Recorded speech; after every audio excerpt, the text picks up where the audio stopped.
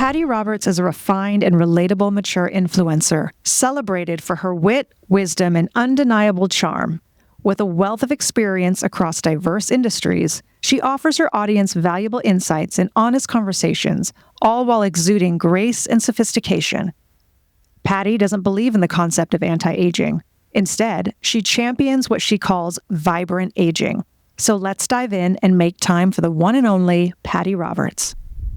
Hello, everybody. Today, we're talking to Patti Roberts, and her handle on Instagram is taskyourself, which I love.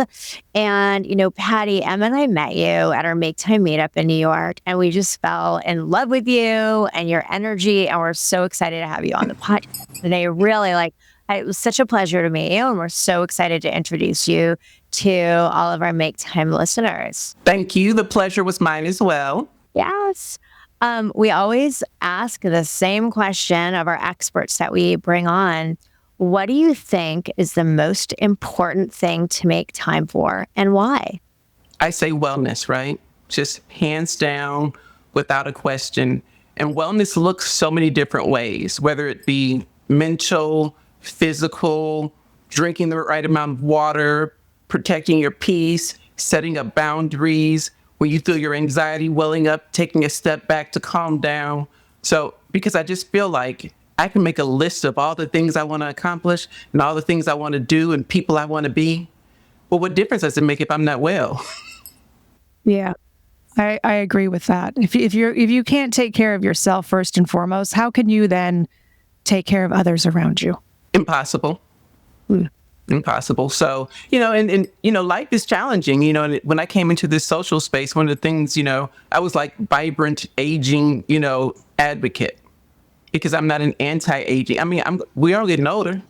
Everybody, even babies are getting older. Like, why, how can I say anti-aging?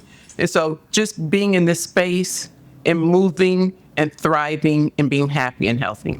Have you always been in that mindset of this idea of embracing age versus going against the grain of this anti-age philosophy? Or is this something that just, you had like an epiphany?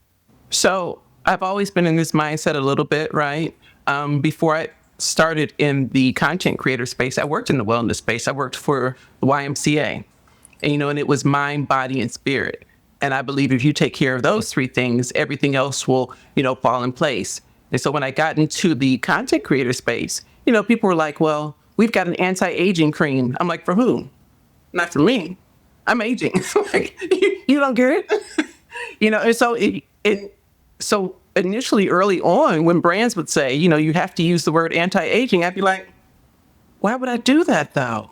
Mm-hmm. It would make seeming this age like it's wrong or bad, and I just don't subscribe to that. So, it's been a little bit of a journey. There's still some people on campaigns that want you to say anti-aging. And I'm just like, can we say age well or pro-aging or vibrant aging? Well, when you look as good as you do. Thank you. Thank you. What are you taking and how can I get it? I'm taking peace. Well, it's showing you're radiating, you're glowing. It seems like you might be aging backwards. I thank you. I'm having a good time. This is an amazing time in my life, and I'm just excited. Yeah, I feel like because you're so rooted in, your message to yourself, mm-hmm. that you can see that coming out of your pores, literally. Thank you. You know what? And again, like last week was a tough week for me, and so what I did? I just kind of sheltered in, just sat down, just worked on myself, just breathe in, out, didn't do anything else that would add to it, because if I'm a happiness junkie and I'm promoting happiness, then that's my thing, right? And so I just wanted to be able to get to a space, and I want to share with others how to get to that same space and just be happy. So, Patti, we've been talking about making time for wellness and happiness. So if you could give our listeners 3 actionable ways they could make time for both. Okay. So my IG name, my social name is Task Yourself. And people would say to me all the time, how do you get so much done? Because I put it on a list. So prioritize it, schedule it, put it in place. That's one. Because, well-meaning intentions. Oh, I'm going to get to the gym. No, when? What time? What day? I even have a personal trainer. He's like, hey, are you on your way? I'm like, so I prioritize, I schedule it. I let my no's mean no. I have boundaries. So say someone calls me right before I have to speak to you all on the podcast. And I'm like, listen, hey, I've got something coming up. I've got to go. And they're like, well, hold on 1 second. I'm like, okay, I shouldn't have picked up. So my no is no. And I create the boundaries I need to create so I don't induce anxiety in my life. Another way to create happiness or wellness, gratitude. When I wake up in the morning, before my eyes even open, when my brain starts going, I say, thank you, God, for waking me up. Oh my God, thank you for the ability of my limbs. Thank you for my right mind. Thank you for the roof over my head. Thank you for the food in the refrigerator. Oh God, I thank you for my health. Just, and when you think of all the things that could be wrong, but you woke up, you have a new day. You have another opportunity to get it right. Like in whatever you have going on in your personal life, there is somebody that wishes they had your life, that has it worse off than you do. That's so true. I'm going to double click for our listeners on boundaries because I know women have such a hard time saying no. I mean, everyone's asking us for something. We've got so much going on. And I think I'd love to hear some tricks or tips on how we can empower women to say no without guilt. Okay, so sometimes the things people are asking you for, they don't have access to, right? Whether it be time or money or whatever it is, resources, whatever. Now, I believe you should give the things that you can freely and abundantly that don't take away from you, right? Because much like wellness, if you start over giving, you don't even have it to give anymore. You're tapped out.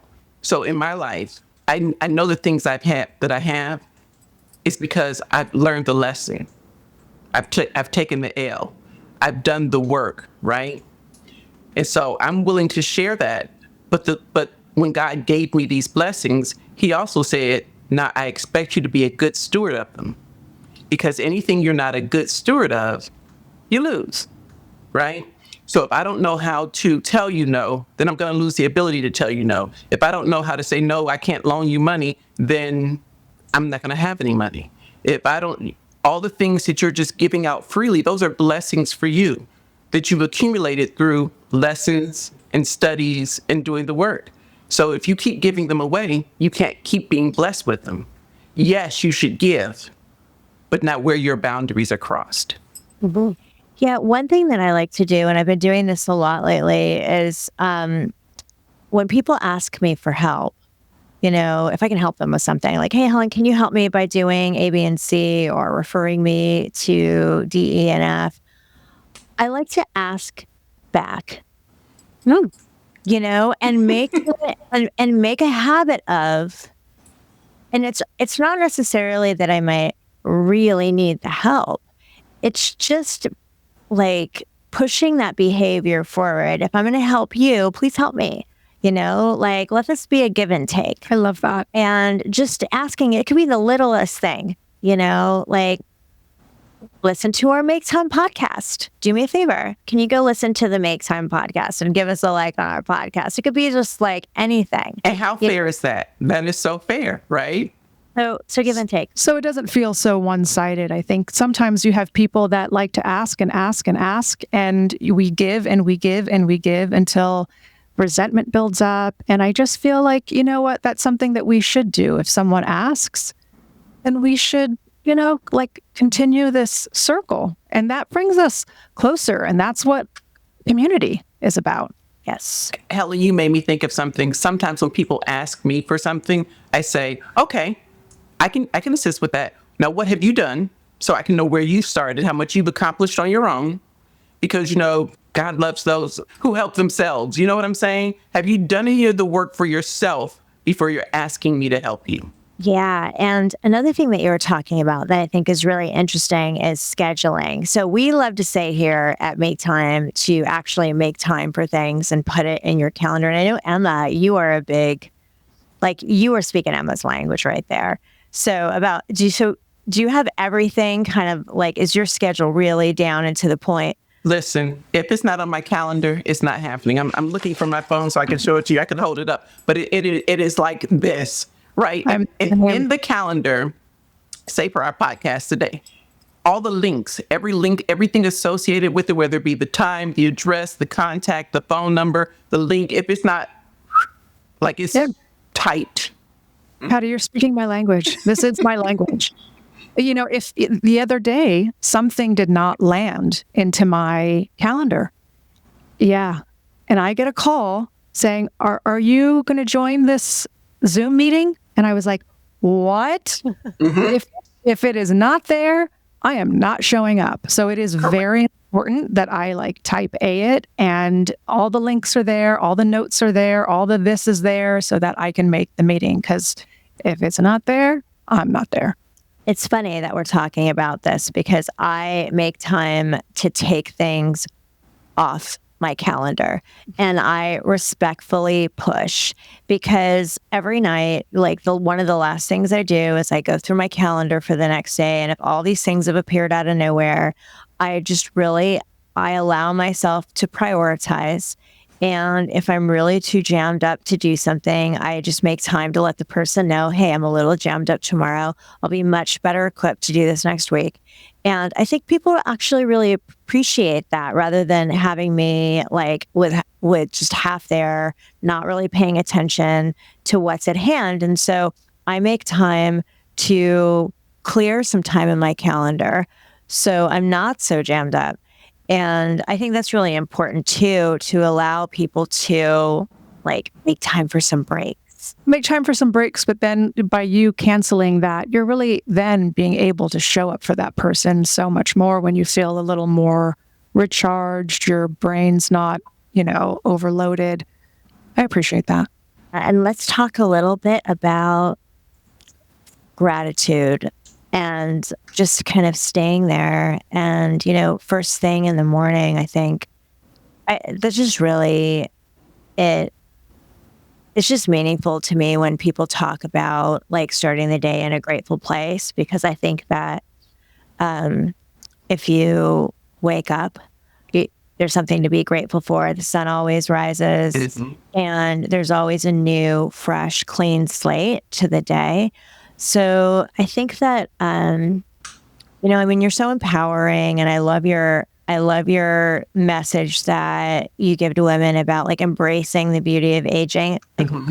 A lot of women don't necessarily wake up feeling that way. A lot of women wake up and they're like, ugh, God, another day, and they're not feeling into it, and they're not, they're just burdened by a heavy heart or too much on their plate. And so what's a tip that you can give women that are just not necessarily feeling it, on reaching out for something to be grateful for?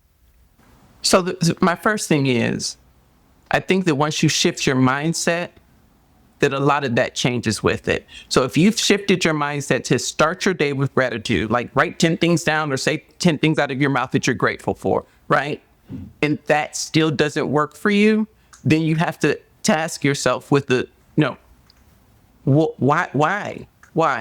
What is the anchor on me? What is giving me the blues? What do I need to shed? What do I need to get rid of? What situation do I need to change so I can walk in full gratitude, so I can be grateful for this life? And so whether it's whatever the external thing is, and some things are beyond our control, right? So say I'm sick, maybe I'm in the hospital, and those are things I can't change immediately. Well, then I have to be thankful for the things surrounding that I can be thankful for. So you have to look for the happiness. You have to look for the gratitude, because it's there. It really is there. I like this idea of a mindset. I think it's true. I think you have to shift your mindset to be in gratitude. For some, it's not easy. I know for Helen and I, we were going through a lot in our personal life. It's very easy to not want to be in gratitude. And to be honest, I think I was probably there for a while. And it just wasn't serving anyone in my family, especially not myself. And it was really a conscious effort that I had to make to really dig deep to be in gratitude and shift that mindset.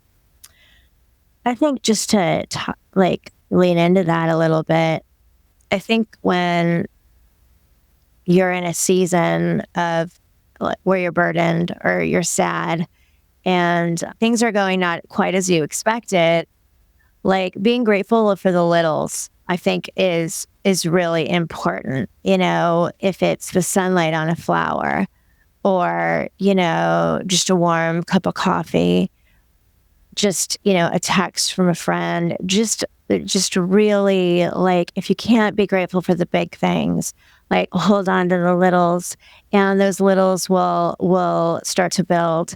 And so, yeah, I totally relate to that, as we all know. So I love it. Yeah, I also think like there was a time where I just could see things sort of unraveling in my family life, but then all of a sudden, there would be these like miraculous things that would just appear.